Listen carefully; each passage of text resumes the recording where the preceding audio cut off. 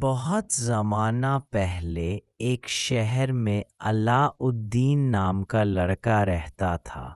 وہ غریب تھا مگر شرارتی اور نکما، ہر وقت گلیوں میں کھیلتا رہتا، کام کبھی نہیں کرتا۔ اس کی ماں بہت پریشان رہتی تھی۔ ایک دن ایک عجیب آدمی شہر میں آیا، لمبا کالا چوغا پہنے، چمکتی آنکھوں والا۔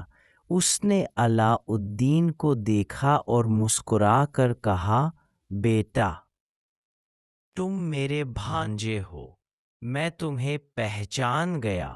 علاء الدین حیران ہوا، میں آپ کا بھانجا؟ آدمی نے کہا، ہاں بیٹا، میں تمہارے باپ کا بھائی ہوں، تمہیں امیر بنانا چاہتا ہوں۔ اصل میں وہ ایک جادوگر تھا جو افریقہ سے آیا تھا۔ اس کا مقصد علاء الدین کو استعمال کر کے ایک جادوئی چراغ حاصل کرنا تھا۔ جادوگر علاء الدین کو شہر سے دور ایک پہاڑی کے پاس لے گیا۔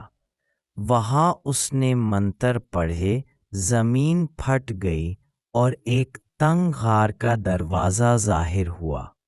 جادوگر نے کہا، اس غار میں جا کر ایک چراغ لانا، زمین پر سونا چاندی نظر آئے گی مگر کچھ نہ چھونا، بس چراغ لانا۔ علاء الدین نیچے گیا۔ وہاں خزانے، ہیرے جواہرات اور سونے کے درخت تھے۔ آخر میں ایک پرانا پیالے جیسا چراغ دکھائی دیا، وہی جادوئی چراغ۔ علاء الدین نے چراغ اٹھایا اور واپسی کا راستہ لیا، مگر جیسے ہی وہ باہر آیا، جادوگر بولا، پہلے چراغ دو پھر باہر آؤ۔ علاء الدین ڈر گیا اور انکار کر دیا۔ جادوگر غصے میں منتر پڑھ کر دروازہ بند کر گیا۔ علاء الدین اندھیری غار میں قید ہو گیا۔ علاء الدین رونے لگا۔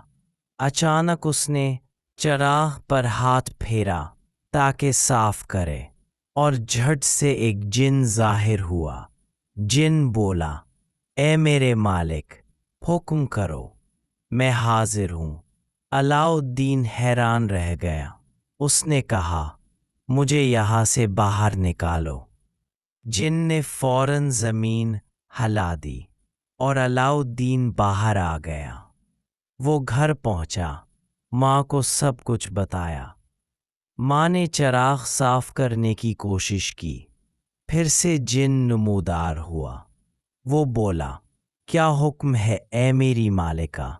ماں ڈر گئی، مگر علاء الدین نے کہا، ہمیں کھانے کو کچھ دو۔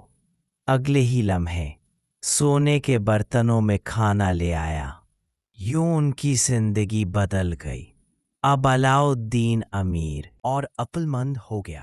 ایک دن علاء الدین نے بادشاہ کی بیٹی شہزادی بدر البدور کو دیکھا اور پہلی ہی نظر میں محبت ہو گئی۔